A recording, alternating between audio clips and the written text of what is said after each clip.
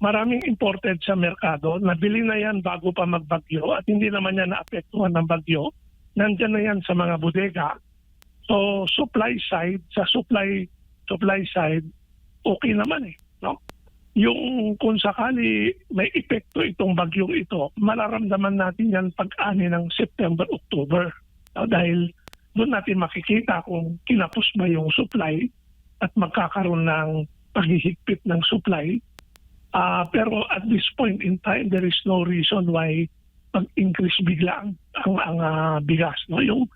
Yung bigas kasi ngayon na nasa merkado, galing yan sa palay na inani noong March, April, May. No? Yung local rice, March, April, May, na wala pa naman bagyo noon. No? And then yung imported naman nasa merkado ngayon, hindi naman apektado yan ng bagyo. Nakapasok yan na bigas na siya na hindi naman nasalanta ng bagyo. Opo. So dapat hindi. No? But normally alam na natin yung galaw ng mga trader, hahanap yan ng paraan o rason para ipataas yung presyo. So we could expect a slight increase sa palay prices, sa rice prices. No? But it will not be mainly due to the typhoon. Opo. At sa kasalukuyan rin ho ba, malaki pa rin yung price gap, no, ng farm gate price at yung presyo naman doon sa mga retail? Again, taniman pa lang ngayon, no? So hindi pa natin matatansya talaga yung epekto sa farm gate. Wala pang masyadong nag-aani at nagbibenta ng palay. May mga balita kami na pataas yung presyo ng palay. So, posible itong mga ibang traders nakikita nila yung possible effect ng El Nino. They are speculating na pagdating ng October, November, December, magkakagipitan sa supply. Kung ganun yung paningin nila, bibili sila ngayon ng palay, maniniguro sa kanilang stock ng palay, kaya medyo pataas ng konti. Opo. Yung mga naapektuhan po nitong kalamidad, gaano ho katagal bago po sila maka-recover? Itong mga local farmers po natin, sir? Yung mga binaha ng saglit, let's say up to 1 week na binaha yung kanilang palayan, mabubuhay pa yung palay niyan eh. They don't need to do anything. No? Siguro mag-release lang ng konti, pero hopefully yung tinanim nila ay hindi masisira. No? Yung talagang nalubog ng matagal na mabubulok na yung tanim, it will take a lot of time kasi kumbaga we are already 2 months in the planting season. Kung magtatanim sila uli, they will have to wait another 2 months or yung planting season kasi 4 na buwan yun eh. No?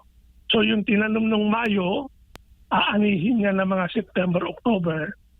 Kung nasalanta ka ng bagyo at ngayon ka magtatanim September, no? Baka Disyembre ka na mag-aani. No? So, ganun yun. Hindi mo maapura yung palay. It needs around 4 months bago mo sa pwedeng anihin. Opo. Bago ko lang ipasok kay Partner Admar, gaano ho ba karami yung local supply po natin kung hindi po tayo aasa sa mga imported na bigas, sir? Well, yung sabi ko kanina, kung sa 12 buwan ng isang taon, 25% ay kakulangan natin, then kapos tayo ng supply ng 3 buwan. Ganun medyo kahirap yung sitwasyon na. Dati mga 1 month lang yung kakulangan natin, pero dahil dito sa rice tariffication law, sa walang home buy na importation, hindi umarangkada yung ating local production, and then in the meantime, dumadami yung Pilipinong kumakain. So palaki ng palaki yung shortage natin hanggang umabot sa ngayon ng around 3 months supply. We have no choice. We have to import that. And unless we do something about local production, lalong lalaki pa yan sa mga darating na taon.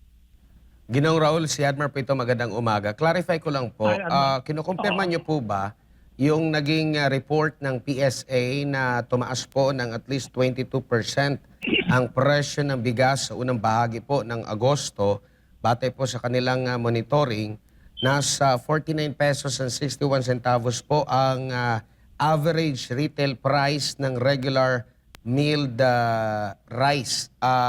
Ito po ba ay tumutugma sa inyo pong monitoring? Oo, well, tinignan ko yung report ng PSA. Actually, kinukumpara nila yung presyo ngayon kumpara sa presyo ng September or August last year. No? Hindi yung nakaraang buwan, pero last year. No? Kaya tama yun. Talagang compared sa last year, mga 8 pesos per kilo ang tinaas ng presyo ng bigas. Mga 20%. No? Pero last year kasi, kung maalala nyo, that was the time na napakamura yung imported rice, ay less than $400 per ton. At nagkaroon ng over-importation, kaya nagkaroon ng import ban pagdating ng September, October dahil nakita ng gobyerno, sobra-sobra na yung inaangkat natin, bumabagsak na yung presyo ng palay. No? So, because of the over-importation, na napakamura yung bigas. Tapos, remember, at that time, ang taripa, maintain nila sa 15%.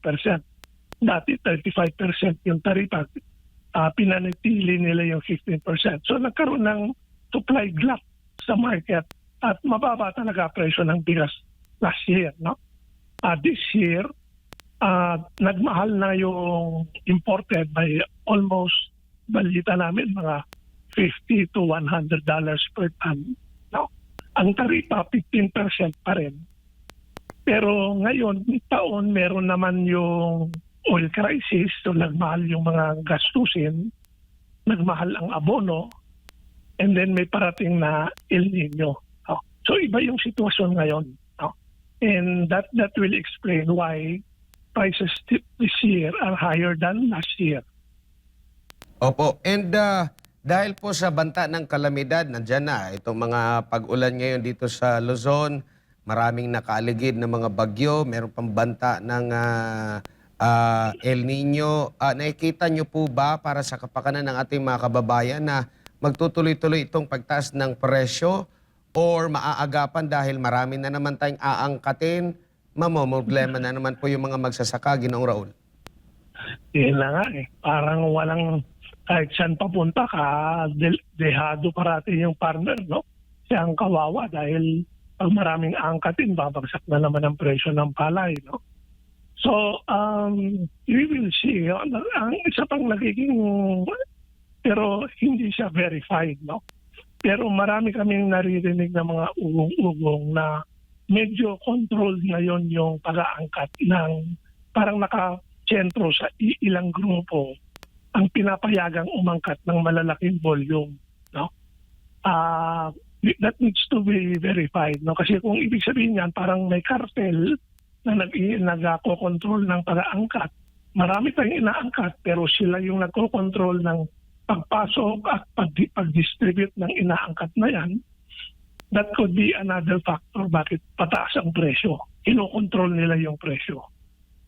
Opo. Speaking of control sa presyo, nakapanayin po namin minsan yung isang grupo din po ng mga retailers, yung Grecon. Kasi pumapalag po sila dahil meron pong ibang mga retailer or yung mga supplier, lalo na yung mga importer na nagkakaroon po ng tinatawag na tie-up na bentahan. Kumbaga, walang free will yung mga retailer na pumili ng klase ng bigas na kanyang ibebenta na tingin niya mas mabenta at kumbaga inuobliga pa rin sila na ibenta itong isang klase ng bigas kahit na hindi mabenta sa kanila po. Ano po ang masasabi niyo po dito, Ginoong Raul?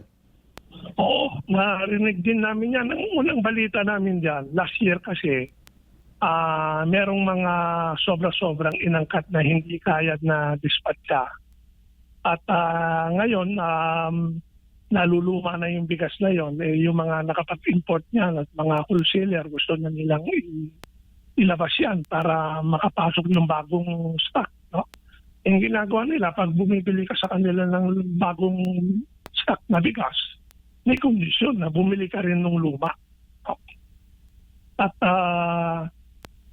hindi naman yan technically masama or bad practice. No, kasi nasa iyo naman kung gusto mo bumili o hindi sa ganong tie-up. Pero kung yun ang regulasyon nila at kailangan mo talaga ng yung magandang klaseng bagong bigas, mapipilitan ka talagang tumanggap ng ganong klaseng arrangement. No? Maliban dyan, yung bagong tie-up naman, may mga umangkat na mga 25% broken dawa, regular milled rice. At kung gusto mong bumili ng 5% broken, kailangan ilang porsyento ng bibilihin mo, 25%. So, isa na naman tie-up yan, pero ibang klaseng tie-up. No?